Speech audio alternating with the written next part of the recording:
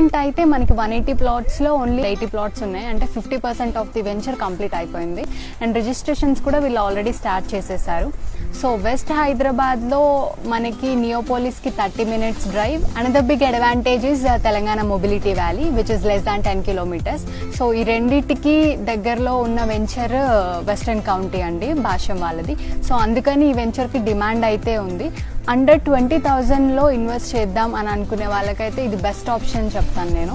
So మీరు చూసినట్టు developments ఫాస్ట్గా అయిపోతున్నాయి అండ్ సేల్స్ కూడా ఫాస్ట్గా అయిపోతున్నాయి.